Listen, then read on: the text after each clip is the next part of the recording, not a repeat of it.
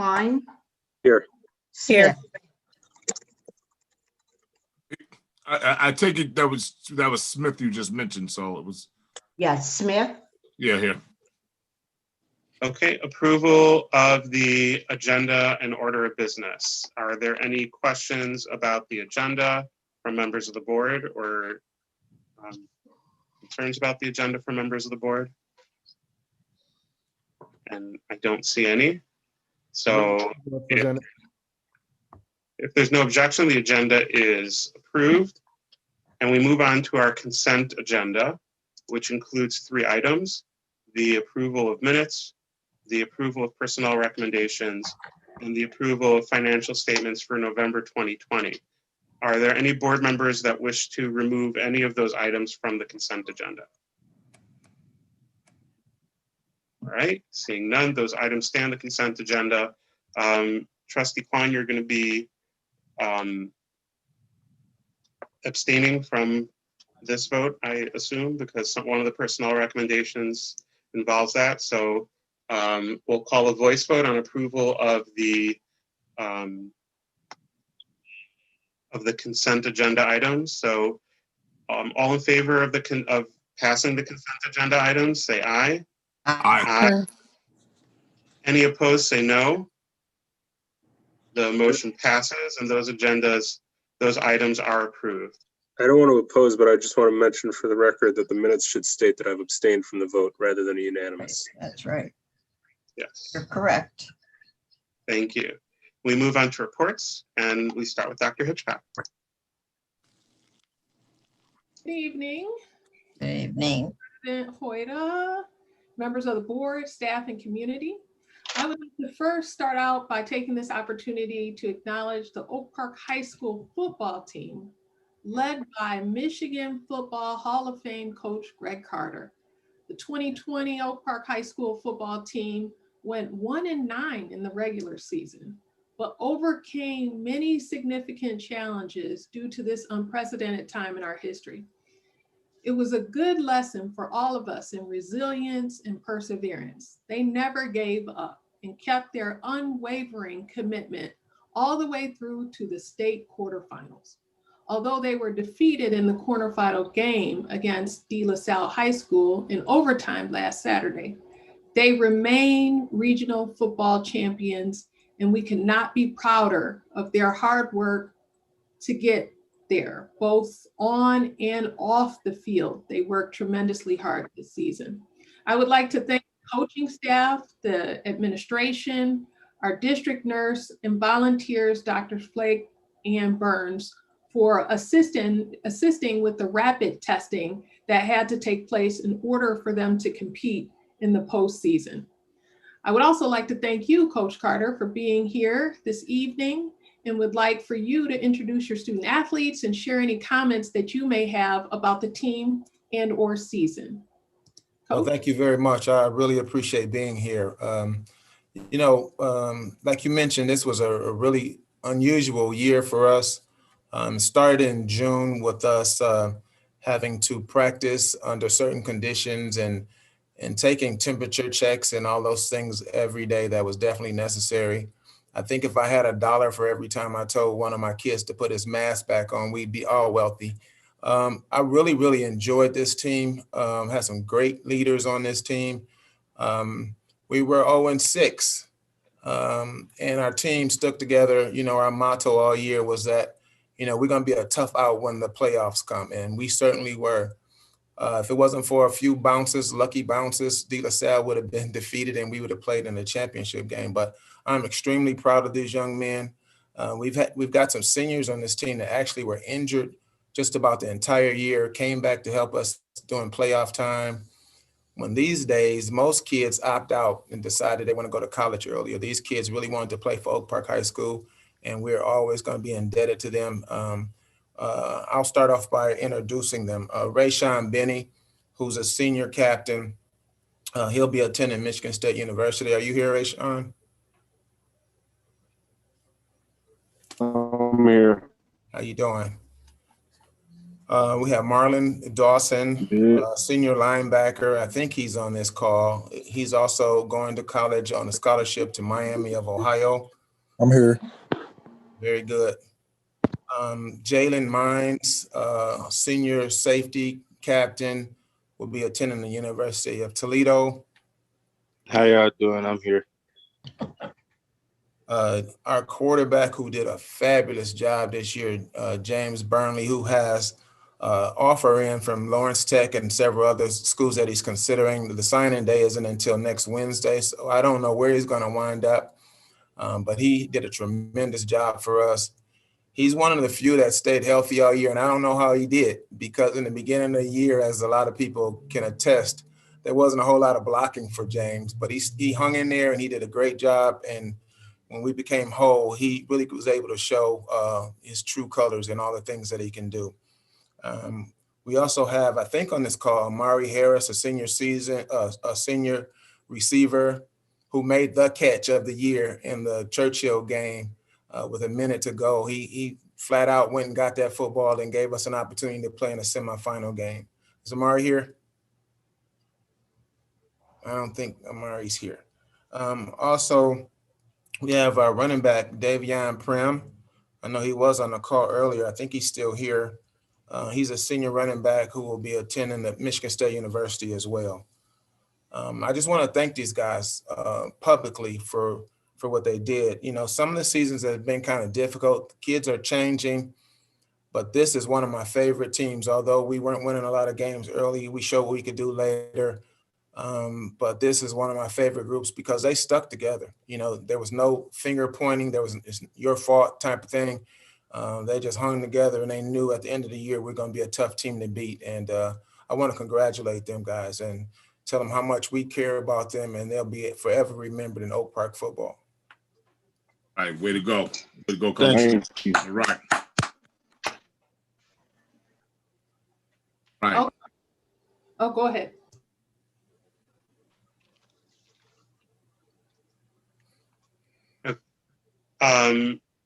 Thank you, Coach Carter. Go ahead, Dr. Hitchcock. Very welcome. I just want to, I'm sorry to have to do this, but if Miss Pat is on the call, if she would reach out to Trustee Lunkins and assist with the link, she needs additional assistance there. Okay. Okay, thank you. Again, thank you, Coach. Thank you to the kids. You guys were amazing, and we appreciate all of the hard work that it took you to get here. The other thing that I think cannot go unnoticed is it was painful against that De La Salle game at the end when the buzzer stopped, because I thought we were going to make it. And I knew that the kids were crushed, but they handled themselves with such dignity and held their heads high.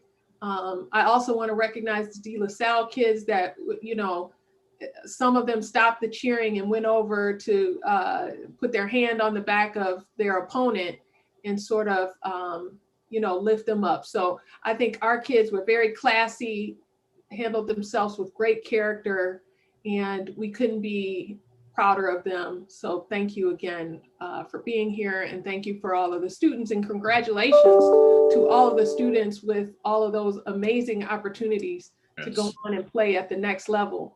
We know that we have so much talent here in Oak Park that even though it was tough to lose, we know that this is just the beginning for you in high school and that you have a long career ahead of you. So we wish you the best of luck. Yes, congrats.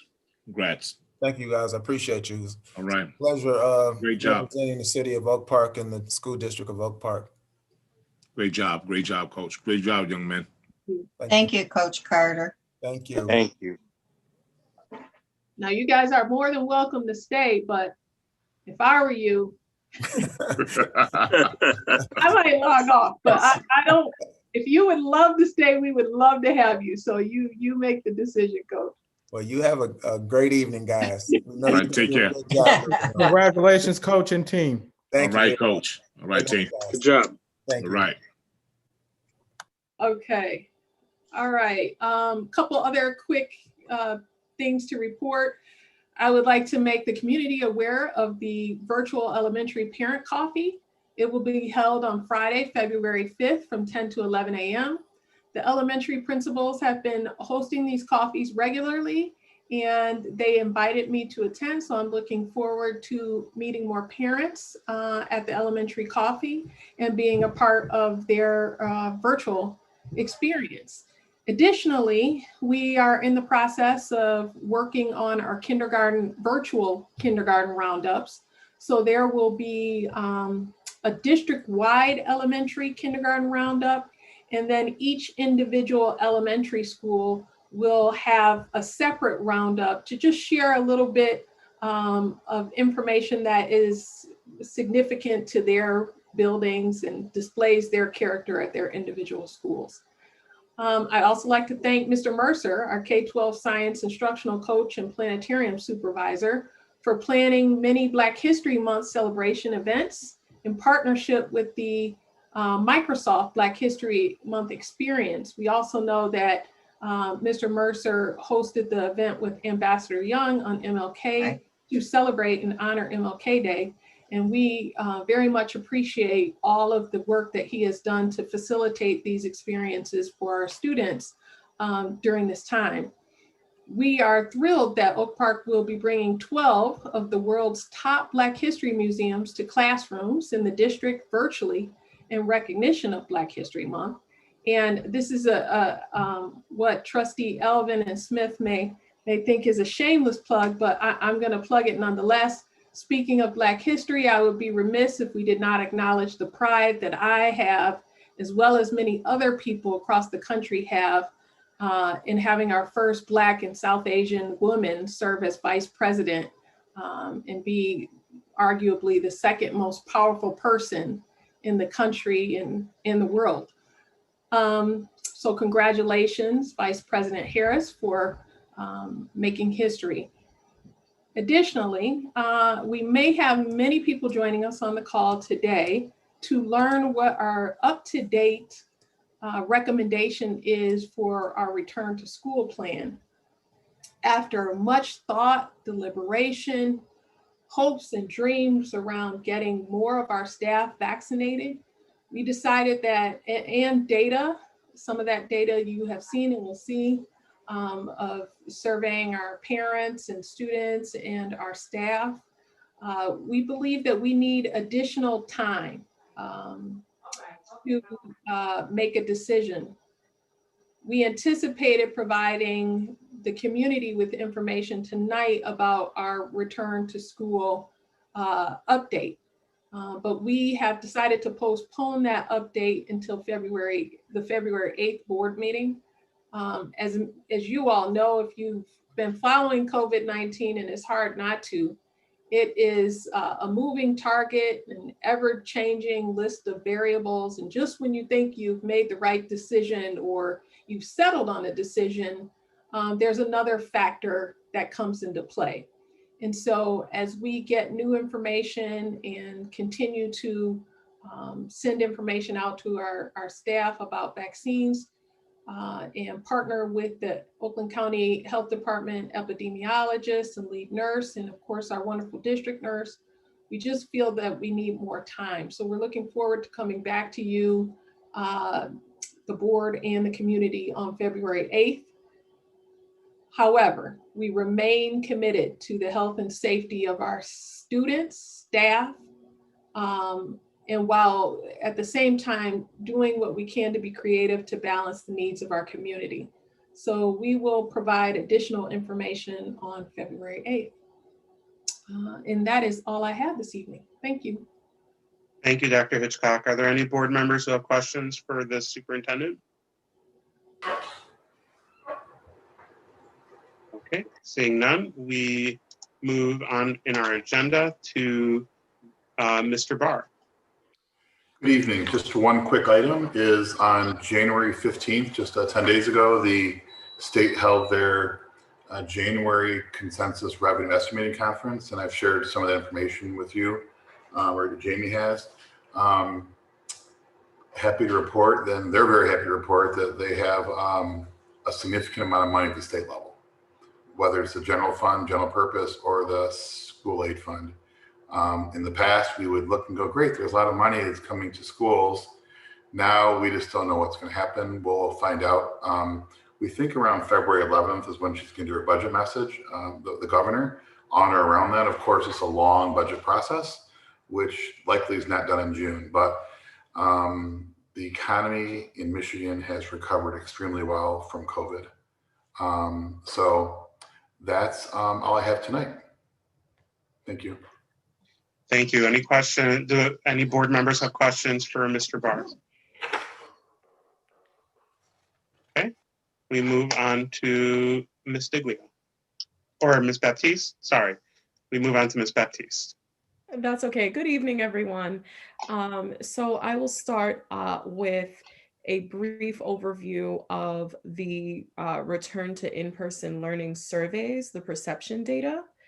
As it states on the agenda, I had shared this with the board, board update the week prior, the preliminary data, and here is the most up-to-date as of the survey closing on January 19th. So can everyone see my screen? Okay. And so, we're really pleased with these survey results, just in terms of community engagement.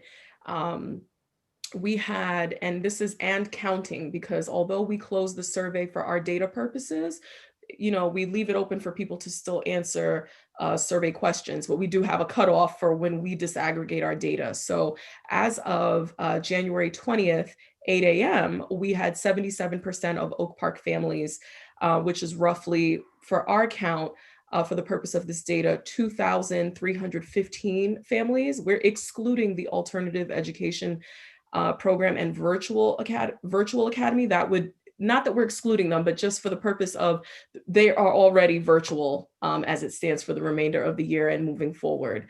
If they were to be counted, it would be 2,600 families. And so we have over 2,300 families who responded.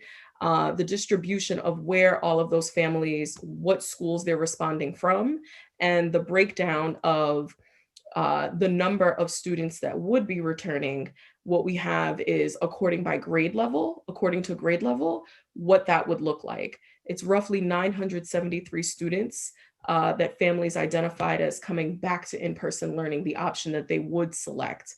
And for our purposes, and to share with you, we wanted to show a distribution of where exactly, which grade bands are these students coming from. And for the perception data of where families stand, 36% or 35.6% indicated that their child would be attending in-person learning, whereas 64.4, roughly 65% would opt to remain at home. We had information we surveyed on immunization, the need for transportation, which also will be informing our update for February 8th. And a configuration of, what are some of the supports that students would be needing, the number of students with 504 plans, IEPs, English language learners from this survey data. We also surveyed our staff and we offered perception questions for them. We had a 56% response rate as our data closing, and we offered this opportunity for staff across the district, including administrators. So we have the percentage of those who participated. With this perception data, 13% of staff indicated that they would return to school. And then there's another 33% who indicated that they wouldn't. We wanted a little bit more information as to, what are some of their thinking and what would be some of the respondents' reasoning, their concerns, because it's a perception survey. And we have, of the 87% who indicated that they might or won't return, which is where the bulk of these numbers lied, having a caretaker who's of high risk, vaccination, personal health, personal preference, school, childcare, and other reasons were indicated on this perception survey for staff. We also surveyed our students, grades 6 through 12, and what we found was 55% indicated the want for returning in person, whereas 45% indicated the want for, continuing to learn at home. And then we wanted to know more information about where these students are, who's responding to this survey. And so we have the majority, of course, our high school, that's our flagship, at 55%, and then 43% OPA, and then roughly about 2-3% NOVA. And we had, just other survey questions that we asked about, like student preference for things that will help to inform next steps, even for facilities, questions around those lines. So one question that we asked was, if you could build a pool or a field house, which would you choose? 54% stated field house, and 45% pool, or 46% pool. So I just we indicated on the July 15th update to the board that we shared preliminary data, but this is the full captured data as of January 20th at 8 a.m. So that's that report. The next report that I would share is on our reconfirmation. So is it okay if I just go right into the reconfirmation? That's what I'll do. So as you know, or some may not know, so I'm going to share that the extended COVID-19 learning plans, it's a requirement by our state. And what we do is there are 3 things. We share out the mode of instruction that our students receive. We take and collect public comment on the current instruction or anything that parents would like to elevate and notify us of during these board meetings. And then we share out our weekly 2-way interaction rates. And what I did was our last reconfirmation was December 14th. And so I typically would only have a data capture for 1 month, but because we had the holiday break, I included that week of December and also the first 3 weeks of January. And so as we see our weekly 2-way interaction rates, they're supposed to be the threshold is 75% across our district. And this data is including the alternative program and the virtual academy. We are at over 90% across the board for teachers reaching out and engaging in 2-way interactions with our students while we are in virtual instruction. The mode of instruction that we are currently offering is 100% fully virtual as of today. And up until the February 8th board meeting, that's when we'll have an update on any changes to that mode of instruction. It is at this time that I would take public comment from parents and/or guardians on the extended learning plan. So as we move to public comment from parents and guardians on the extended learning plan, I want to remind the community that if you have questions about the plan or you have specific concerns you want to address, you can contact your building administrator, you can contact the district office, and the staff will be very happy to discuss that with you. The purpose of public comment is to provide communication to the board, to provide input to the board on your thoughts, comments about the plan as it is right now. So if there are parents or guardians, you can either type in the chat that you'd like to make a comment, and then I will call on you and you can unmute yourself, or you can raise your hand using the participants feature, and I will also again call on you to unmute yourself and provide your public comment. At this time, if there are any parents and guardians who have public comment, we'd be happy to hear it. And I'm going to stop share from here, but I am documenting the comments and our meeting is also recorded. So I just wanted to say that. Thank you. Thank you.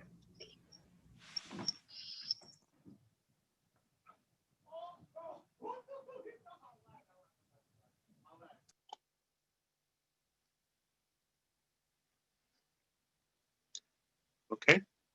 I don't see any comments in the chat or raised hands. So I'm going to go ahead and turn the chat off again. And thank you, Ms. Baptiste. Do any board members have questions for Ms. Baptiste at this time? Yes, I have one question for Ms. Baptiste. Go ahead, Trustee Smith. Yes, Ms. Baptiste, thank you for your thorough report. Really appreciate it. Can we revisit the outcome of the survey from the teacher's perspective? I just want to see what those grand numbers were one more time. I will, hold on a second. I'm unmuted. Let me share the screen again. One moment. Okay. And thank you for your patience, everybody. Okay, this is the family. This is staff you're asking? Yes. Yes. Okay. So the overall consensus here is that teachers are not ready. Let's see here. Okay. Okay. Thank you very much. I have the information I need. Thank you. You're welcome. Do any other board members have questions at this time? I have a question, Dr. Baptiste. Are we starting, or is it too early to ask about plans to ramp up summer school or anything like that to help students who may have had a fall off or missed out on anything in the last year? I will say that it is slightly early at this time, but just full transparency, it is top of mind for the teaching and learning department, the things that we talk about of COVID withstanding, the things that the ebbs and flows of the year and where we would be with planning for the summer, regardless of COVID. Like, this is the time of year that you do typically get into what some of your plans around that would be. But I believe that right now, I don't want to say that we have any definitive plans just yet, because a lot of our neurotransmitters are dedicated towards the return to learn. Understood. Thank you. Do any other board members have questions? On my apologies in your title. I meant to say Dr. Baptiste. You can call me Cassandra. I don't have my PhD as of yet. You can call me Miss That was Baptiste. well earned. I want to make sure Trustee Corcoran? Yes, I think I saw it correctly. I wrote my question down.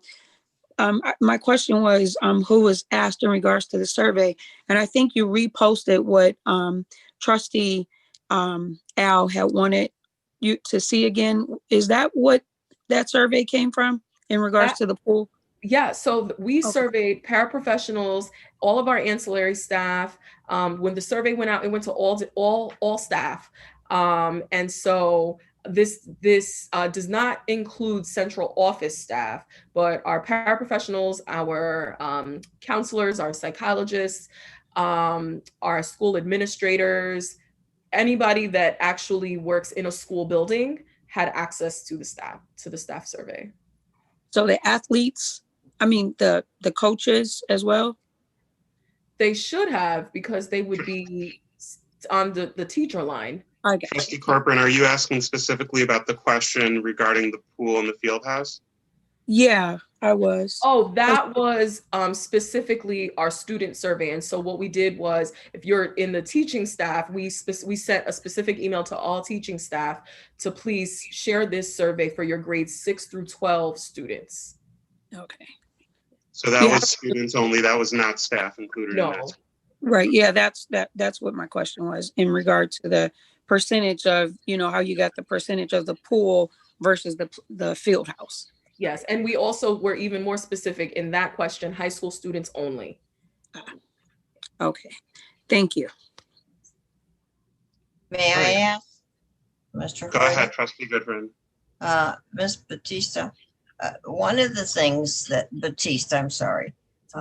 that I was wondering is, and any of the staff would, if they return or able to return, what do we have available in regards to vaccine for protection of our staff as well as our students?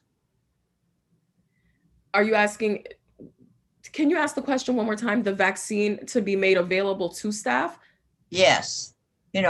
I know you can sign up through the county, et cetera, but is it not available also that our schools staff would be protected and receive those vaccines before they would have to be subjected to a classroom? I think I can answer that. Okay. First, just to answer the first part about the vaccines, the vaccine rollout did not go as anticipated. I think everyone involved, all the way to DC, would concur with that. And so we had hoped, and we were actually told, that a significant number of teachers would be able to take advantage of the vaccine. What we've learned is that there were appointments made, from what I understand, prior to securing some of the vaccine.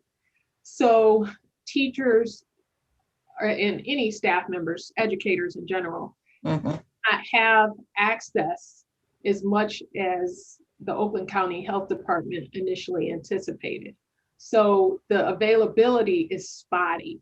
We have been sending out all types of any kind of updates that we get, like whether they are honestly credible updates or not, we try to send them out to the staff, encouraging them to seek out their physicians, seek out the health department, seek out the TCF Center in Wayne County and other rural counties where we've learned that, you know, there are not as many vaccine appointments.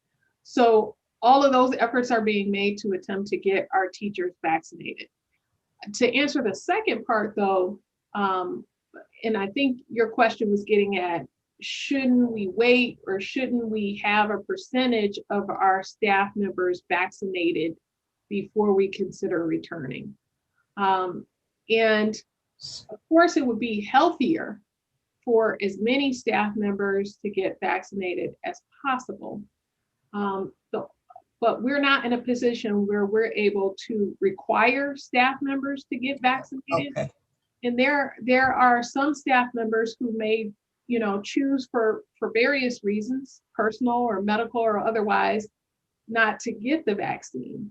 So we're in a situation where it's hard to, you know, look at making our return to school recommendation be based on staff members getting the vaccine, although we encourage that. I'm going to get the vaccine. I'm trying to share as much information as possible without requiring anything. But it's hard to put ourselves in that category in terms of saying we can't return until they're all vaccinated, just because some people may choose not to become vaccinated. And then we've gotten ourselves in quite a bit of a pickle. But since this is new for all of us, you know, we're still working through what the best answer is at this time. I think part of our decision to postpone our recommendation to the board, a component of that is the lack of availability for staff to get vaccinated.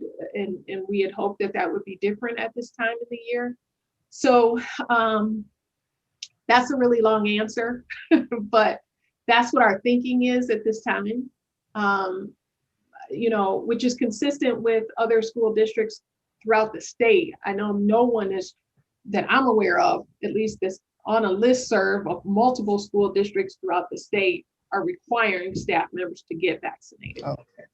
That was my question. And one of our questions that we had today is, you know, we're trying to still sort through if we can even ask staff members if they have been vaccinated to use that information for any reason, because we're not sure if that is, you know, personal HIPAA health information. So everyone is kind of trying to dig our way through this new territory that we're in, but that is our thinking at this time. Okay. I will say that I got it Saturday at Oakland County, and it was a phenomenal experience, phenomenal. And the organization is outstanding. And I saw young people, I saw my age people, I saw all of my board members, their ages as well. It was just a variety, and everything went so smoothly and so easily, and they were really set and ready to go. It was a good experience. and a good experience to go. I was apprehensive, as everyone was. I had no problems. They asked me how my arm was. My family kept calling, how's my arm? How's my arm? I said, mine's fine, but how was yours? You know, but they thought that was pretty silly. But the point of it was that it was easy. And it took a lot of the apprehension away, and just the kindness and the thoroughness that went on with it. And I also, because I had made contact with Beaumont Hospital and got on that list, and I had been notified too that I could have gone to Beaumont here in Royal Oak, or of course to the county, and the county came first, so that's what I took. So, but it's easy, it's fast. 15 minutes, you're in and out. Well, thanks for sharing that story. And then when you get your second shot, have someone take a picture so we can on our social media. I don't know if they allow that there, but it was amazing, just amazing. It was a clock that kept ticking. Yeah, it was 15 minutes. Okay. Do any other board members have questions about the return to learn plan? I just have one quick question. Was there any opportunity for staff or students or parents to offer any verbatim responses? Yes, we did have open-ended responses, and just Scouts honor. I'm saying Scouts honor. I never went into the Boy Scouts or Girl Scouts, of course, but we did. The thing is that we had a lot of stakeholder engagement, and one of the things with our Teaching and Learning Council that we wanted to make sure that our teaching staff knew that, you know, if they're conveying to us or expressing to us, you know, some of their concerns, we're not linking their open-ended answers to their email directly, but it just gives us a sense of perception and open-ended questions for everybody to just express what is their thinking, what are some of their concerns, and it really helps us with some areas of decision making, and also just in scheduling and so many other areas that go into these moving parts. So. All right, do any other board members have questions? All right, thank you, Ms. Baptiste. We move on Thank you. to Ms. Diglia.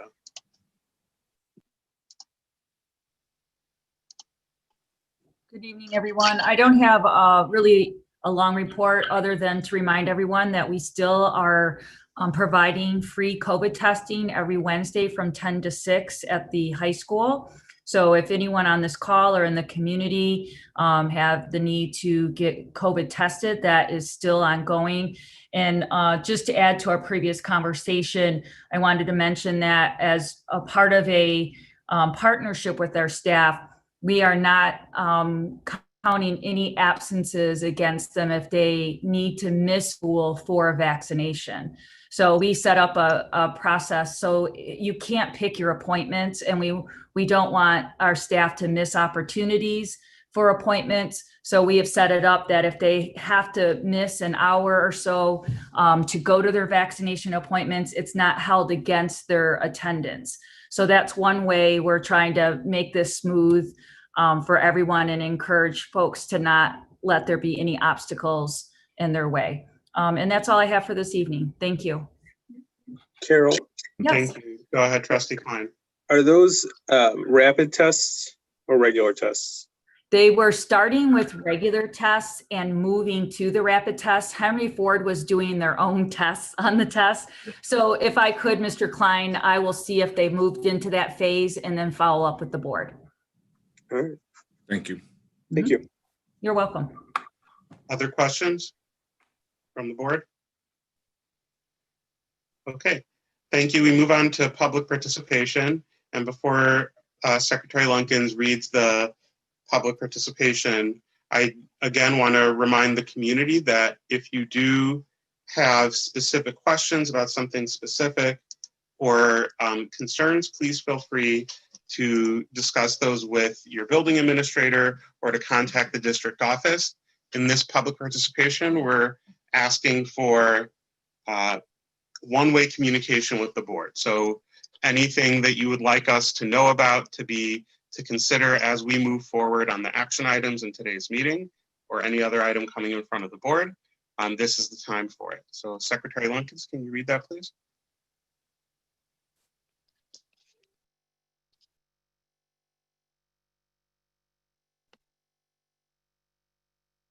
Ms. Lunkins, you may need to unmute yourself. Go ahead.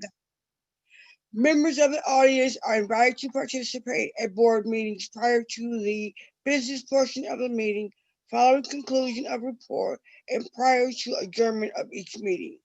You will be asked by the board president and asked to give your name and address before making your comments.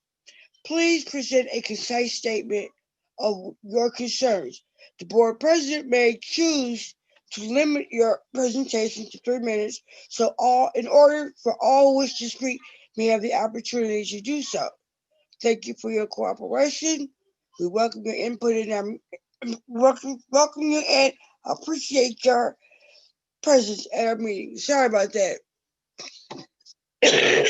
Okay, so once again, anyone who would like to provide public comment, you can indicate that in the chat, or you can raise your hand in the participants feature and I will call on you and you can unmute yourself to provide us with your comments.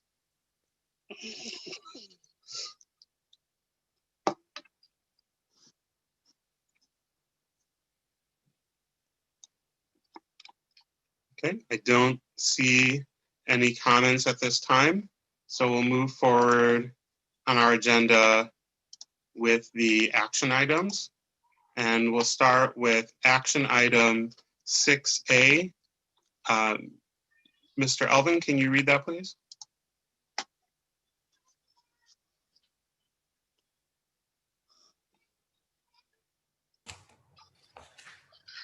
Trying to find, you may want to go to someone else. We also have a comment in the chat too, by the way. I'll take it if you don't mind. Go ahead. Thank you. Again, okay. Mr. Klein, do you have it? I just said I had it. Okay, go ahead, Mr. Smith. 6A, approval of May 4th, 2021 ballot language. In the opinion of this board, it is necessary and expedient to ask voters whether to approve a bond project consisting of remodeling, furnishing and refurnishing, and equipping and re-equipping school buildings, acquiring and installing instructional technology and instructional technology equipment for school buildings, and develop and improving sites. 2, this board estimates the necessary cost of the project to be $54,521,984. It will be necessary for the district to borrow the sum of $54,445,000 and issue the bonds of the district thereof, the remaining funds to be derived from the investment of the bond proceeds.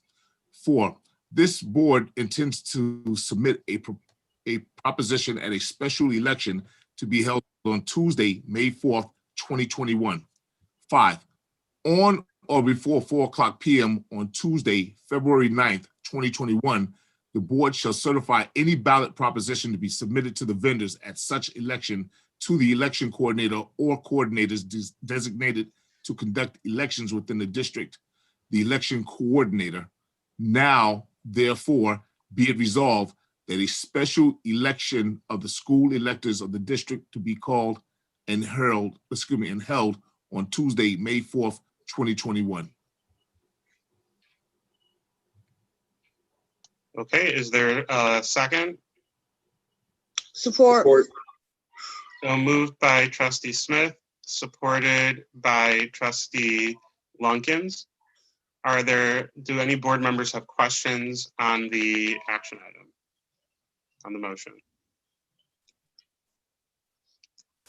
Okay, if there's no questions, Ms. Brewer, will you please call the roll? Alvin, Yes. Copeland, Goodfriend, Yes. Hoda, Yes. Klein, Yes. Lunkins, Yes. and Smith. Yes. Okay. 6B. I'm sorry, 1 second. I'm scrolling through the PDF, so it takes. I gotta find it.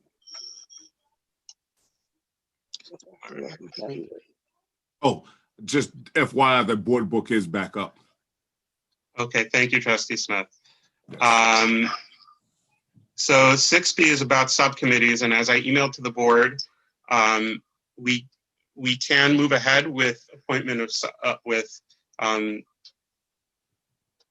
with approving 2 new committees for the board, and then appointing members to the 3 committees that we would be using.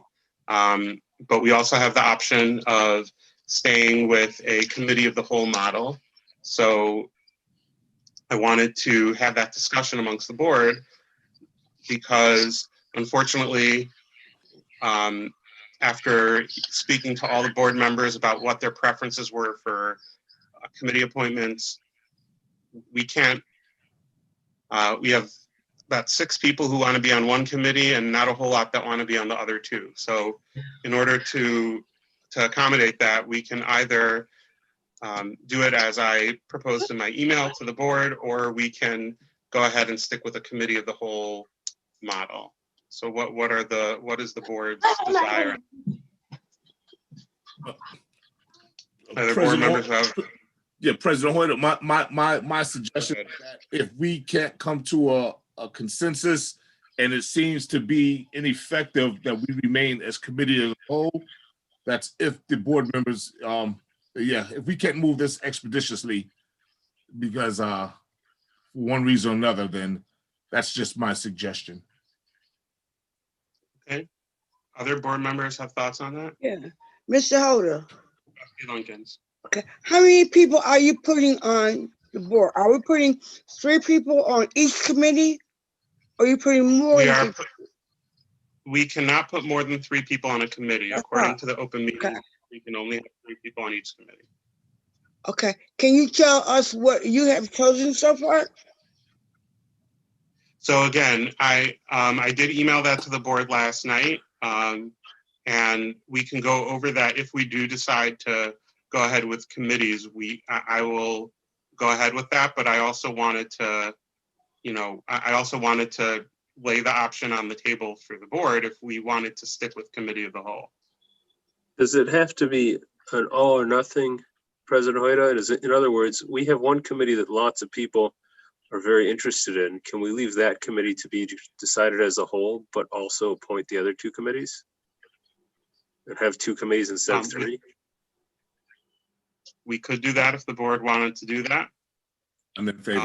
Again, my recollection was at the last meeting, the board felt that we wanted to go back to the committee structure because it would allow us to explore some of these issues more in depth. So I want to be respectful of that, but I also want to be respectful of the fact that that people want to be on the committees they want to be on. So. And just one more thing, Mr. Hoyt, just as per the bylaws, it is your responsibility, though, just that the board knows this, it is your responsibility to delegate and assign these positions as well. So only if so if the board decides to go with committees, then it would be my responsibility to make those appointments. Right. So do any other board members have thoughts? Okay, so I've heard three ideas. One is we stick with the original plan of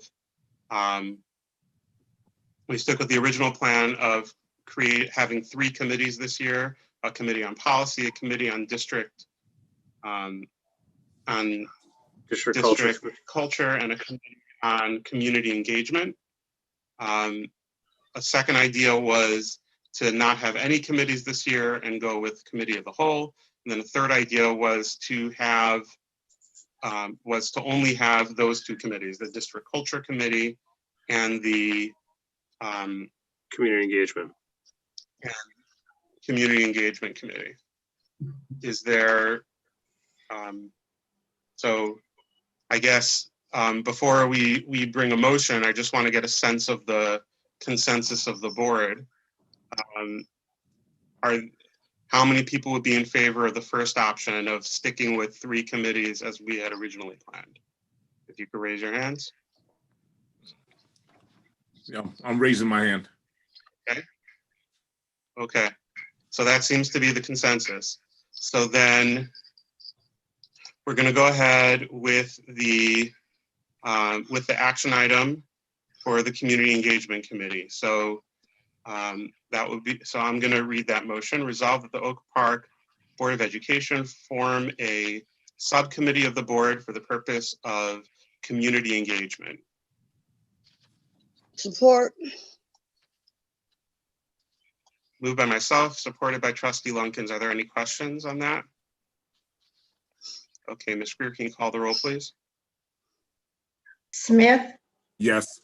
Lunkins, Yes. Klein, Yes. Hoda, Yes. Goodfriend, yes, Alvin, Yes.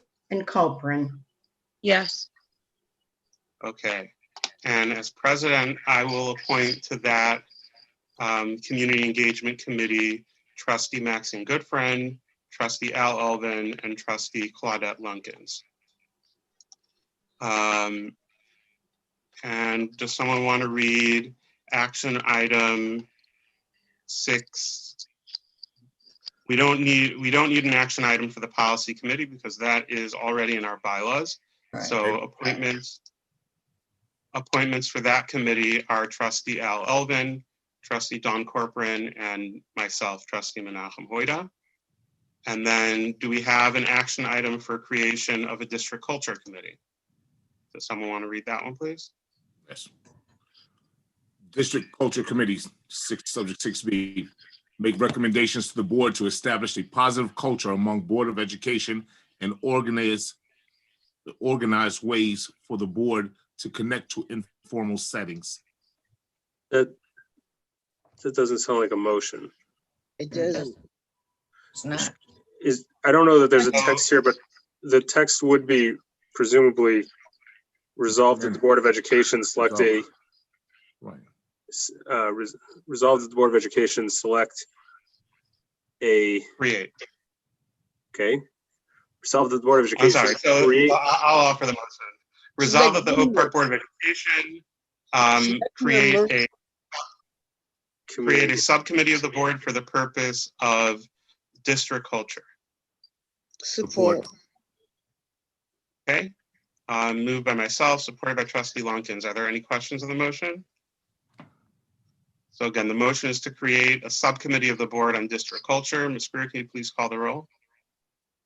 Smith, Yes. Lunkins, Yes. Klein, yes. Hoda, Yes. Goodfriend, Yes, Yes. Alvin, and Culperin. Yes. And for that, as president, I appoint Trustee Al Smith, Trustee Yosef Klein, and Trustee Claudette Lunkins. Got me on 2? Yes, Trustee Lunkins, you would be on 2 committees. Is that okay? Yeah, that's fine. I just Okay. want to know which ones they are. That's all. Yep. And we move on to appointments. So there are 3 designations representing the board on various outside committees. So these are, and we'll do those one by one. These are subject to a board vote. So these are not appointments of the president, but I did make selections for each one. So I'll bring a motion first regarding the Government Relations Committee. So resolve that the Oak Park Board of Education selects Trustee Al Elvin as our representative on the Oakland County School Board Association's Government Relations Committee. Second. So moved by myself, supported by Trustee Klein. Are there questions on the motion? Okay, Ms. Greer, can you please call the roll? Smith, Yes. Lunkins, Yes. Klein, Yes. Hoda, Yes. Goodfriend, yes, Yes. Alvin, and Culperin. Yes. Right, thank you. And we move to the Oakland County Scoreboard Association's Diversity, Equity, and Inclusion Committee. So resolve that the Oak Park Board of Education select members Hoida and Smith as representatives on the Oakland County School Board Association's Diversity, Equity, and Inclusion Committee. Support. Moved by myself, supported by trustee Klein. Are there any questions on the motion? All right, Ms. Grocke, please call the roll. Elvin? Elvin? Yes. Yeah. Yes. Klein? I'm sorry, Yes. Klein? Lunkins? Yes. Smith? Yes. Goodfriend? Yes, Corcoran? Yes. And Hoda? Yes. And then is Oakland Schools budget. So resolve that the Oak Park Board of Education select trustee Corcoran as the board's representative to the Oakland Schools budget, and select trustee Smith as the alternate. Support. Support, although FYI, that's not what your notes I'm said. sorry. I'm Yeah, sorry. thank you. Those are thank you, man. I supported trustee Smith to be treasurer. I'm gonna, as the person who brought that motion, I'm going to ask, Resend it. I'm going to pull that motion Thank you. and offer a new motion. So the new motion is resolved that the Oak Park Board of Education approve trustee Corcoran and to be our representative to the Oakland schools for their budget meeting, and trustee Klein as the alternate. Support. Okay, thank you for keeping me Honest. Any questions on the motion? All right, Ms. Grocke, please call the roll.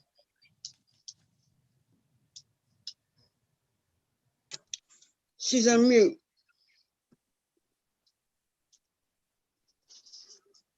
Pat, you may need to unmute yourself. Smith? Yes. Lunkins? Yes. Klein? Yes. Hoda? Yes. Goodfriend? yes, Elvin? Yes. And Corcoran? Yes. Thank you, everyone. And trustee Corcoran, usually I believe that meeting is in May or June.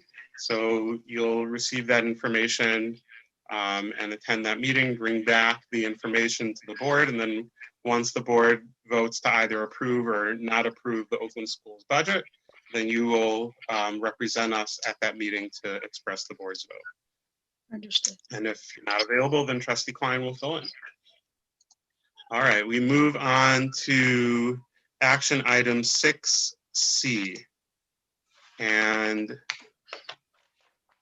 Is this on trustee for Goodfriend? tonight, given that we're hearing this on February 8th? right. So we have, by law, we have to reconfirm the plan once every month. So the current plan as it is what we're reconfirming. If there are changes, then that will be presented to the board on February 8th. On February 8th, the plan that we will be updated on the new plan. But for right now, the plan, this is a reconfirmation that the plan remains the same. Okay, Okay, thank you. trustee Goodfriend? Yes, resolved that the Oak Park Board of Education approve the January 2021 extended COVID-19 learning confirmation as presented at this tonight's meeting. Support. Moved by trustee Goodfriend, supported by trustee Lunkins. Are there any questions on the motion? All right, Ms. Grocke, please call the roll. Smith? Yes. Lunkins? Yes. Klein? Yes. Hoda? Yes. Goodfriend? Yes, Elvin? Yes. And Corcoran? Yes. And then 6D, trustee Corcoran, do you have that? Unfortunately not. I was looking at my pile of papers and it's not there. I All have right. it. Trustee Elvin, do you have that? Yes. Resolved that the Oak Park Board of Education approve the recommended schools of choice options for the first semester of the 2021-22 school year. support, Moved by trustee Elvin, supported by trustee Goodfriend. Are there any questions on the motion? Are there any All right. differences for this one? No, same as we have current year. That's what I thought. Thank you, Mr. Thank Rob. you. All right, Ms. Gerke, please call the roll. Cochran, Yes. Goodfriend, yes, Alvin, Yes. Smith, Yes. Klein, Yes. Lunkins, yes, and Hoda. Yes. And we move on to information items. And I'm just panicking because I realize my computer's about to run out of power. So I think, go ahead.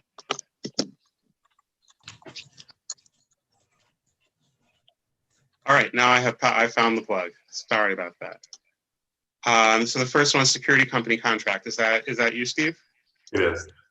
Good evening again, and thank you. I didn't get to say for approving the resolution for the ballot language. A lot more information coming, so thank you for getting that approved. It's been a 12-month process, so we look forward to the next 3-4 months of informing the community.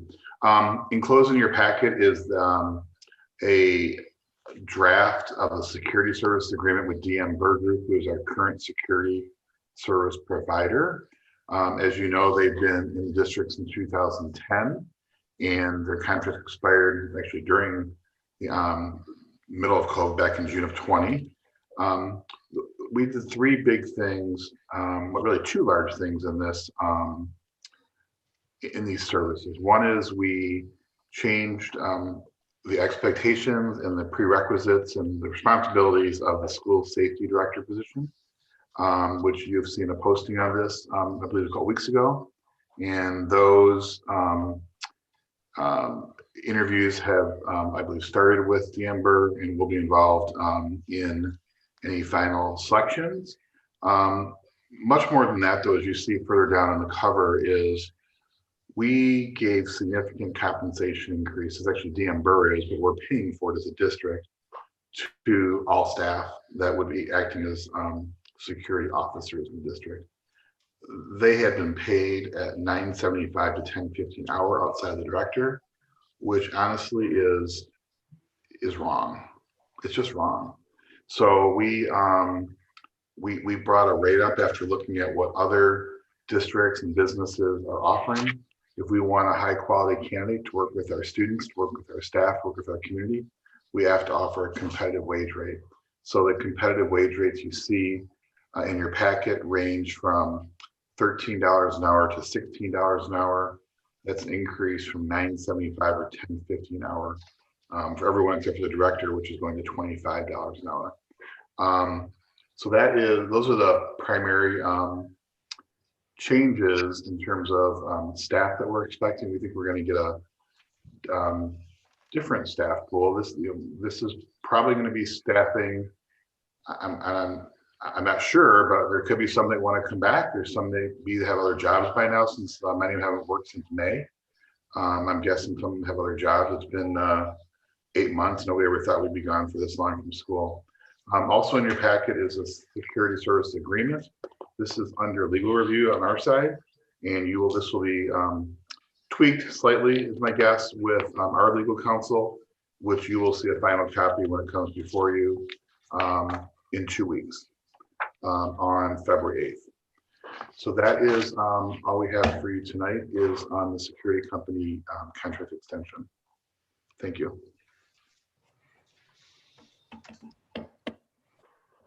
Thank you, Steve. Do any board members have questions? Yeah, I have one quick question for Steve. Go ahead, Trustee Smith.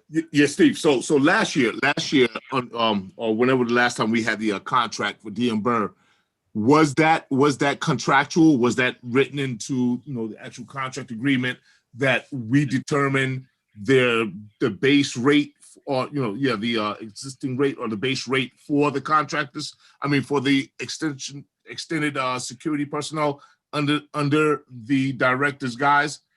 I was just curious because I thought that we only were responsible for the actual contractual negotiation as far as the monies towards DM Berg, and not what they did underneath the guise of their organization. Right.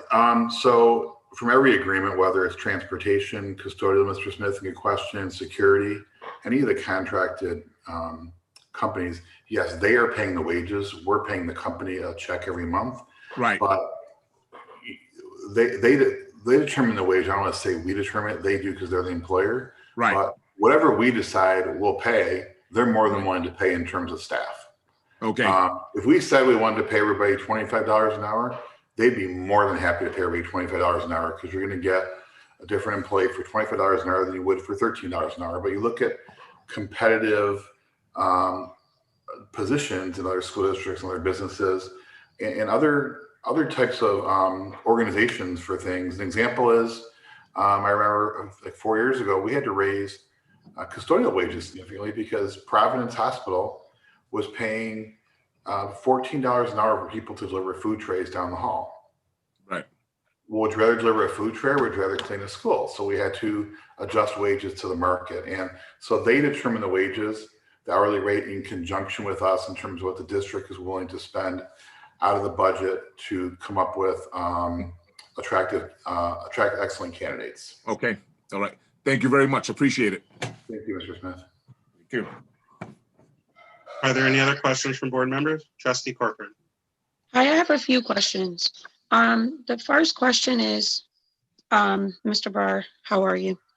Hi. The first question that I have is, I guess, well, they're not here for me to ask them questions. One, I guess in the past, our past practice during contracts, they would come, with their bids, like with other, because you did just mention in other districts, I don't know who the other is. Is it DM Bird? Are they the other? Or is it just the districts? Because I know in the past we've had bids where other companies would come with their bid. The last time this school district has bid security is 2010. The district did 2 extensions similar to this third one for security. So there was an extension. There was the original bid in 2010. Then the district extended without bid in 2013. Then the board again extended without bid in 2016. It is not required to be bid. So it's the same thing that's happened with transportation that was extended twice also. Okay, so you're saying that because 2010 was the last time we bid it, which sounds like we probably need to bid again if it was 2010 and then extending. I mean, since 2010, I don't know if that's saying, well, we keep extending it. What is the protocol? Is the protocol, each contract, we receive an extension, or is it the board that we say we want to bid? So what would be the procedure?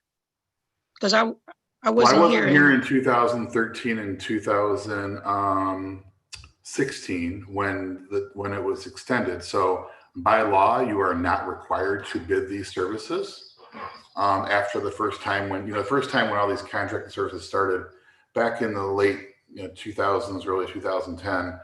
They were required to bid one time. So protocol it's really up to district discretion, whether it's the board or whomever, to determine whether you bid or not. So there's nothing that says you have to bid a service. There's nothing in board policy and there's nothing in state law. Okay, because I don't know, with a bid, it brings the company in front of the board. With an extension, it sounds like we're just extending, but then in this case, if we're extending from what we had in 2010 are totally separate. Because from what I'm reading, it's a whole new order of director positions. It's using different words, that I want to ask, because I did have that opportunity of talking to DM Bird back when we had the bids. And there are some questions that I have that I want to ask them. So that's why I was asking. Yeah, I have Mr. John Allen's on the call somewhere. I don't know which screen he's on. The CEO of he's right there of DM Bird. And the language is different. We have different law firm now than 2010. So this will be scrutinized with a fine tooth comb. What's in the agreement. changing of the school safety director position in terms of the expectations and responsibilities was a team decision between cabinet and DM Burr in terms of what we expect out of that position, which is why it's been written up differently and paid differently also. If you're going to expect more, you're going to pay more. But if you have questions, Mr. Allen's here also. We can all try and address them now or between now and the next meeting if you like. Yeah, I do have questions. I mean, it's just, yeah. You said Mr. Allen? Trustee Corcoran, if you have questions, go ahead. Okay, Mr. Allen, there is a question that I did have. It stated the update of the safety director. It says that the position with significant higher responsibility. What is higher responsibility? So when we worked with the district, we looked at a plan to be able to have them help out with some of the school safety policies in regards to training, also in regards to like ALICE training throughout the district for the teachers. That's why we're looking for someone with prior law enforcement experience that would be able to kind of be a liaison with the district and help guide and give some of that direction that we don't currently have right now at this moment. Okay, and the training, where is the training coming from? So the training would come from the director, and then we would also as a company provide some of that as well to help out. I see. So the person who would be the candidate for that position would be the person training the security staff as well as the teachers? Yeah, in some of the aspects, if they're going to do like an ALICE training, that would be the district all involved, like maybe on part of a PD day. But they would also be involved with training of the officers and stuff like that. Just to clarify, Ms. Corcoran, ALICE training is a protocol that is used for dealing with active shooters. I'm not sure if you knew that or not. That's what that is. It's a very That's why I was the ALICE training, which is the training for to be ready, basically. Yeah, I was a trained trainer for that. It's very intense. Yes, it is. That's why I was like, wow. And that's why I was asking those questions to clarify, why is it that we needed a law enforcement background? So that kind of answers that question. But when you go back, I guess my question really never got asked when you said other. Were there other companies within that district, Mr. Barr? Within because you said that in other districts, the amount. Oh, we got survey information in terms, you're talking about the pay rates. We got survey information on pay rates from DM Burr. And it's not just what they're paying in schools, but if we're trying to attract candidates from Roundel Park, what are they paying other security companies in the area? So that's where we came up with wage rates in terms of what you're seeing in terms of proposing. I see. We're not just competing with school districts for security. Not many school districts have security. I mean, they really don't. So we do, but a lot of businesses do. So we're trying to compete for the best is what we're trying to do here. Can I ask you a question? I'm sorry, Trustee Corcoran has the floor. Go ahead. And then okay, so is it possible if we could, Mr. Barr, I don't know, well, you said the protocol wasn't that we can't get a bid, but I'm just curious to know what those other districts are paying, because I do know that, I don't know if we're the only district where our security company is also the same as our custodials. I don't know if it is or not. I'm not sure if it matters for the rate or not, because they're totally separate divisions of DM Burr, I believe, Mr. Allen. But they just became our custodial last August, a year and a half ago, excuse me. So because I remember asking this question to them, would they mix the two? If one day they were short in one area of custodial and you had a security guard who was available, would they have them work in that position, seeing that they work for the same company. And I was told no, but then it didn't happen that way. So that's why I'm very particular on this go around, because if we're giving out training to individuals, it has, and I didn't see it in the contract where it spoke of anything such as splitting the two. So I know that, you know, the custodials have a contract and the security has a contract, but again, I saw where security was. Well, here, I think you're speaking about what happened in the spring, and I'm speaking about the question that I asked them, and they told me that they would not mix the two. That's really what I'm saying. Great. You And I weren't here. wasn't here during that. I would tell you that no one thought COVID was coming, and we did that for a couple of months to try and have from middle of March to middle of May, where we had some custodial staff that, or excuse me, security staff that we offered custodial work to. And that was the purpose for doing that, to keep them employed for a couple of months. So yes, that's it's a little unique. They normally would not cross over, it's a different skill set, but in this case, we did have some security staff that we offered work to. All of them did not take us up on it, but we did offer some work to keep them employed for a few months.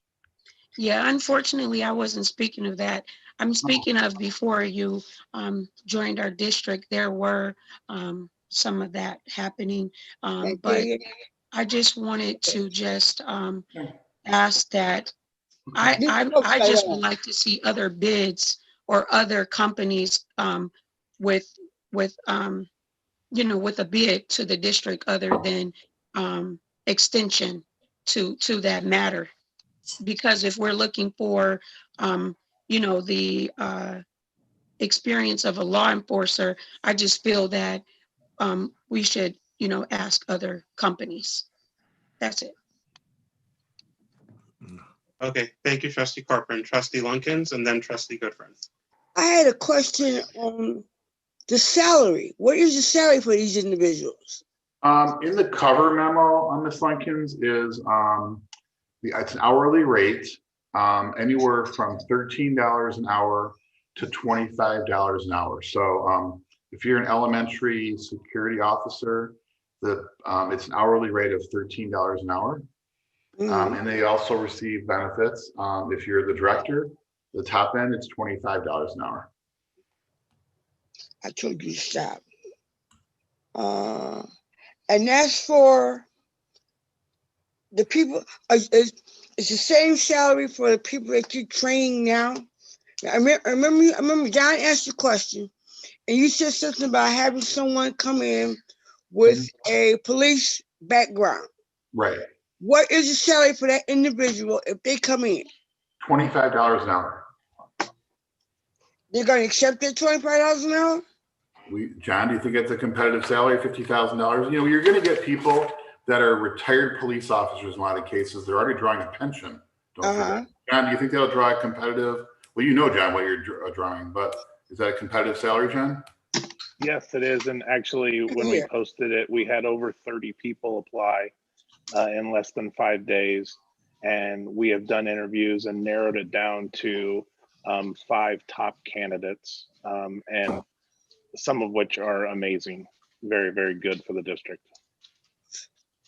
Will the board have the opportunity to look at their, what you call it? I can't think of the name of it. Trustee Lunkins, a reminder, we don't, these are positions, we're contracting with DM Burr. So DM Burr is the one doing the hiring, and they work for DM Burr. We hire. But would you have some say so? Does the board have some say so, or we don't have any say so? With the overall contract? Well, we don't have say so over individual hiring decisions, no. Right. Right. And again, that person works for DM Burr. So I you know, presumably if it's someone that the district doesn't feel comfortable with, they might be assigned to a different position within DM Burr. Because DM Burr does work with us, but contractually, DM Burr is the one who's making those hires and those determinations. Who makes all the decisions? About hiring individuals, yes, since they're the contractor, they make those decisions. Okay. Okay. I do think that's a value add about the salary, Steve. So that's. I'm sorry, value Trustee add. Griffin has the floor. Sorry about that. Trustee Griffin, go ahead. Thank you. I've met Mr. Allen before, and I was here in 2010 when he interviewed for the first position of his company. I don't have qualms about it, but I do happen to agree with Ms. Corcoran that the board should have the option to be able to interview more than just one company. And I think that's something that was not given that option to the board. This was done and we were told what was going to happen. I would really recommend that we have that position, that company or those companies that would like to interview, just as Mr. Allen's company, DM Burr, did, first with custodial and then, of course, with security. And I think that's an option that this board should take under consideration. Times change, things change. I do agree with Mr. Barr. I agree with you 100% in this wage scale of the salary. However, you have to look at whatever the scale is that we recommend, that you have recommended. I do support. But in essence, if you look at the breakdown of the years of the contract, what the fees will be to Burr, that's built right into it. It's not something that the board decides and the board pays. The board is paying for it. It's built into the fees of DM Burr, whether it's maintenance or it's security. So these are things that I think it's terribly important that we have that prerogative to interview other companies, and we may most likely possibly stay with where we are, but we didn't have that option. We have not had that option, and that's a part of what our board is made up of. We're supposed to be able to make those decisions as a board with the administration, and we didn't have that option. So Mrs. Goodfriend, I moved forward on this because, I don't I'm know. sorry, Steve.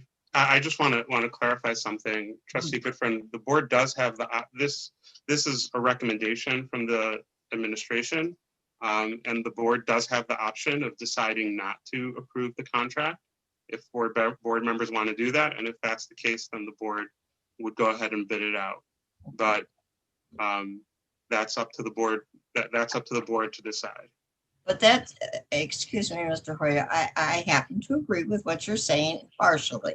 However, it is also something that the board should be able to make and meet with other firms and then make that decision if what we're doing. So does it mean we extend it for another 2 months? Well, we've been extending it, unfortunately, because of COVID, and we came to some good agreements that have worked for us well.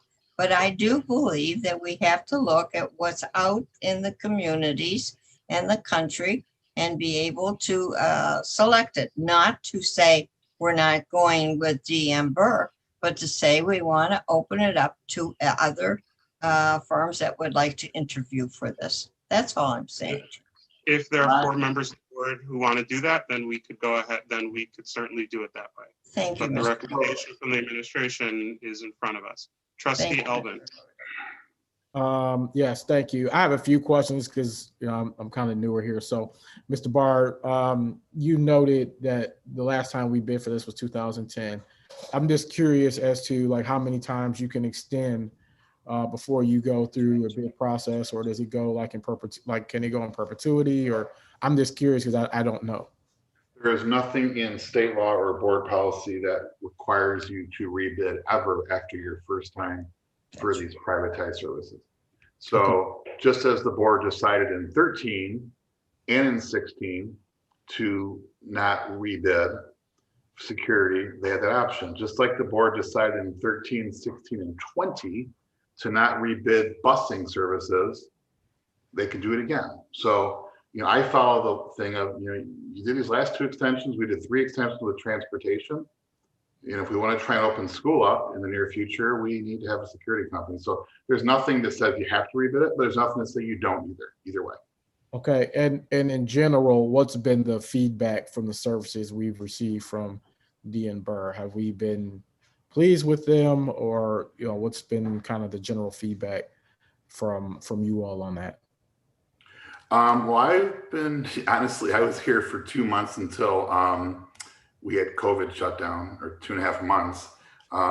We've spoken with principals and many others, and overall, we've been pleased with DN Burr. We do know, though, that we need to, and this is why we did this, we raised the wage rates to get some different candidates for our security. I did speak with other companies. I spoke with another company who works in, I believe, Troy schools and a couple others, and spoke with them back, and they do not provide security officers on school buses. We do. So we provide officers in the afternoons on school buses. This one company did not. So, I mean, if the board's desire is to rebid something, we're happy to do that. It'll take about 2 to 3 months, which is fine. But just realize that, it takes time, and we're more than happy to do anything. With regard to the director position, to what extent are you all as the administration involved in that process? I understand it is the Burr's requirement to hire somebody for that role, but do you have some say-so in that?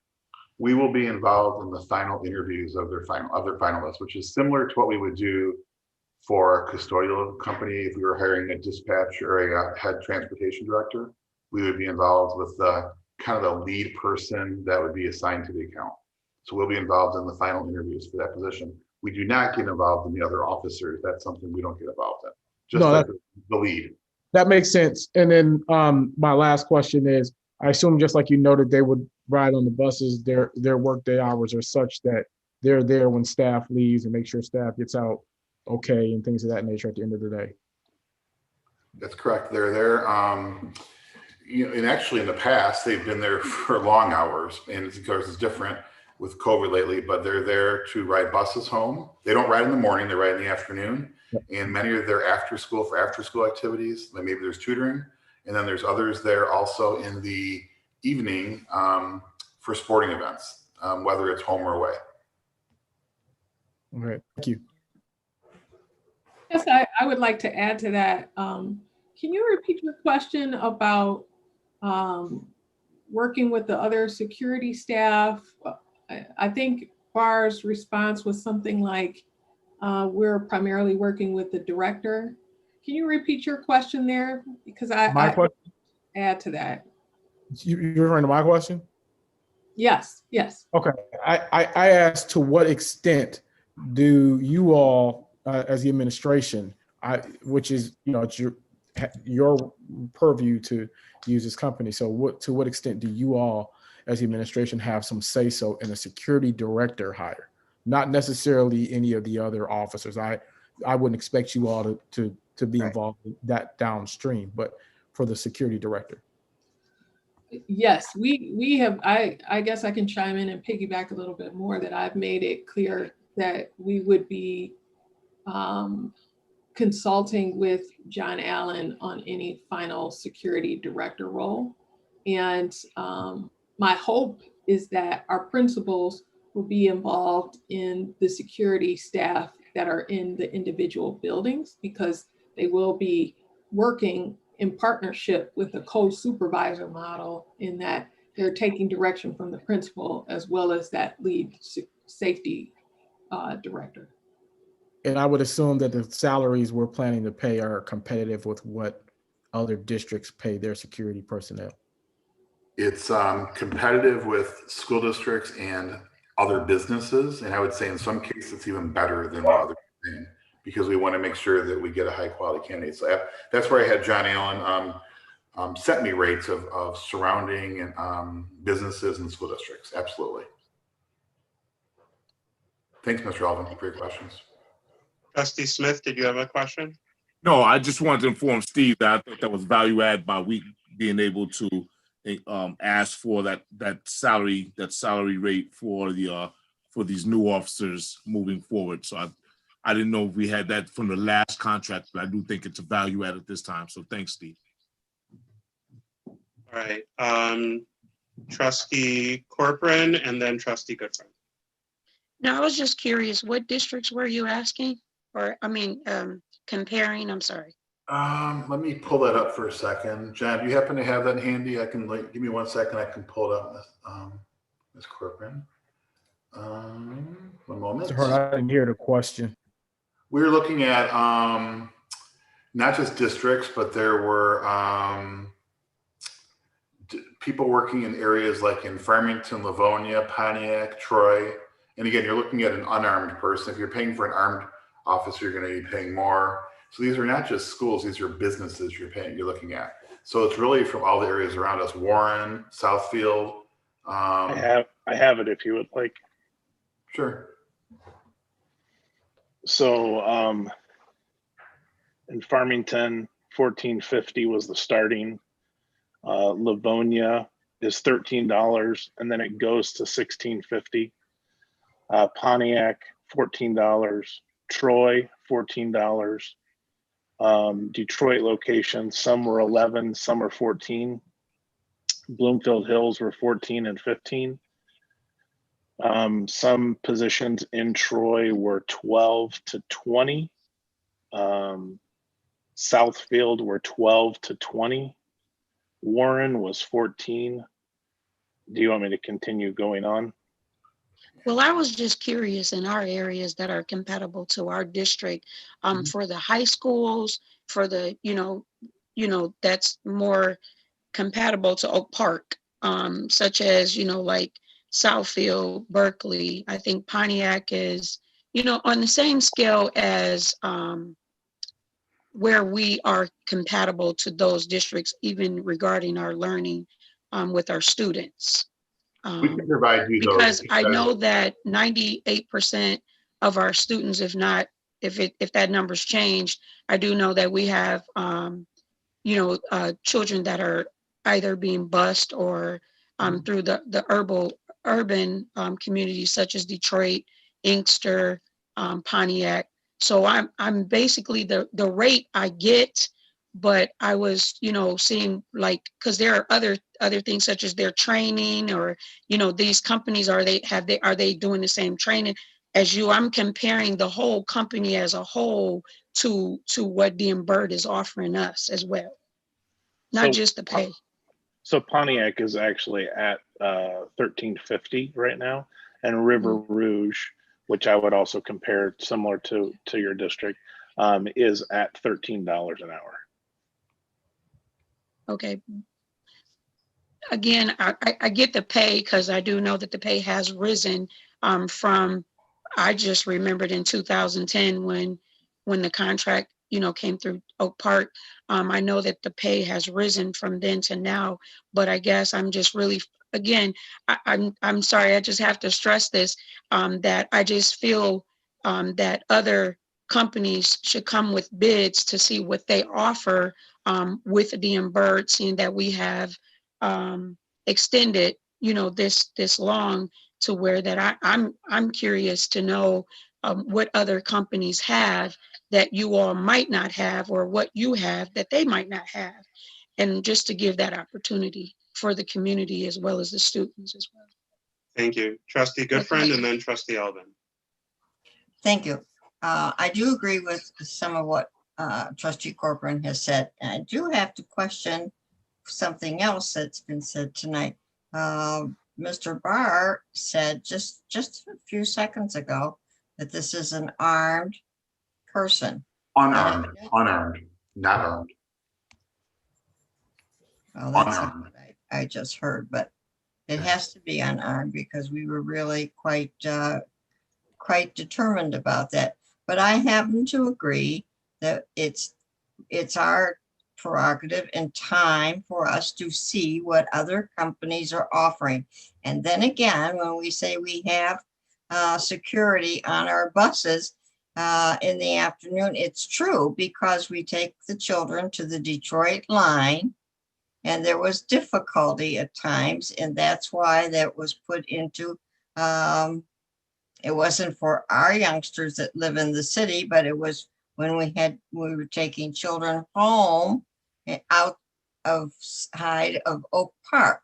And when they went to the border of Detroit, there was situations that occurred, and that's when this was put into effect. Right. So that was the reason for it, and it was brought to the board at the time, and the board agreed with it, that there was for the safety of the driver, for the safety of the young people that were on the buses, and that's why it was done. So I think we have to be really quite clear that it wasn't because there was violence. Right. It was because we were protecting the children that we were taking to their home base area where we did drop off. They go well, just so you know, they go well beyond the border, and not just the border of Oak Park, Detroit. They go well into the border. They also go on many field trips as necessary with kids. Well, I understand all of that. I There agree. also were several fights at the bus stops. And those fights involved some of our students, and some of them they did not. That's right. But those fights did involve our students at the bus stop. That's true. That's true. But that's where it all transpired from, Dr. Hitchcock. And Appreciate Mr. Barr. Thank you. Trustee Elvin? Yes, Mr. Harder, thank you. I am comfortable with us moving forward with what we've been proposed. It seems like they've done their due diligence. Other companies don't offer the bus riding services that this company does. We're paying a competitive wage. So, for me, and it was explained to me, that we don't need to necessarily bid it out based on the fact that we have continued over the course of the years. So I'm comfortable with moving forward based on the information I've heard. All right, thank you. Are there any other questions about this information item from the board? All right, thank you, John. Thank you, Steve. Thank you. And the next item is about the Oak Park, the school district, the MASB Board of Directors. So I don't believe the board has received the ballot yet for the MASB Board of Directors. The way the MASB elects its Board of Directors is, so they break it up into representative by the size of the district. So, and then they also go by region. So we will have the option of electing 2 members or voting for 2 members to represent us on the Michigan Association of School Boards Board of Directors. I know I've been receiving already some emails from candidates about their advocating for themselves, and I'm sure we'll continue to receive those. And once we do get that ballot from MASB, that will be shared with the board, and we'll take a vote at the next board meeting. I will mention one of the candidates that I know is running, Sandra Dookie from Ferndale, is someone that I co-chair the Diversity, Equity, and Inclusion Committee for OCSBA with. So she's someone that I've worked with, that I know well, and think would be a wonderful representative on the Michigan Association of School Boards. But I look forward to learning more about the other candidates as well. Does anyone have any questions about that information item? All right. The next item is the School District Election Coordinating Committee.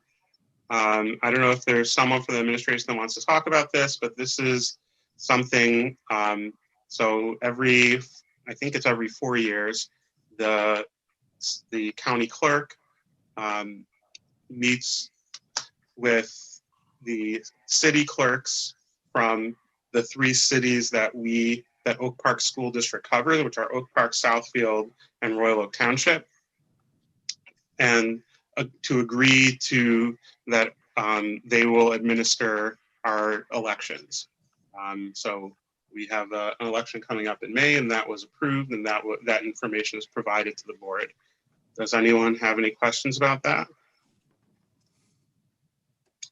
Okay, and the last thing is about statement of mission and values. So I want to propose that we make a couple of changes to our agenda going forward, and I wanted to get feedback from the board if this is something the board thinks would be a good idea. So one change would be to add to the beginning of every meeting a statement of our mission and values, where our secretary would read out the board's mission and values to keep us focused for the meeting. And then a second change would be that each of the action items that are presented would also be presented with which of our strategic goals it is serving. So that can focus our debate when we're discussing action items on whether this is consistent with our strategic plan as we set it forward. So does anyone have any thoughts or questions about that? If not, as president, I do have the power to set the agenda, so I will add that to the agenda. Hopefully everyone else agrees that it's a good idea. We move on to communications and addenda, and I'll start with members of the audience.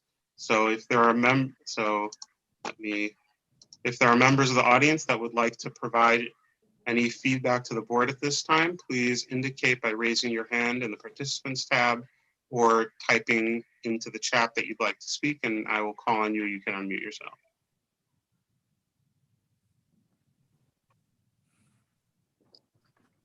Okay, I don't see any. So I'll move on to any communications or addenda from members of the administration. And any communications or addenda from members of the board. Okay, then if there's no objection, we will adjourn. And Trustee Lunkins, would you like to read about the next meeting? You're on mute, Claudette. I believe our next meeting is gonna be on February 15th. If anybody have a different February time 8th. for that, it's fine. If my February 8th. time's not working right, huh? Okay, February now 8th. our next public meeting is scheduled for February 8th. Okay. If there's no objection, we'll go ahead and adjourn. Support. All right. Okay. Thank you, everyone. I adjourn the meeting at Thank you. 8:55. Take care. Night, Take care, everyone. everybody.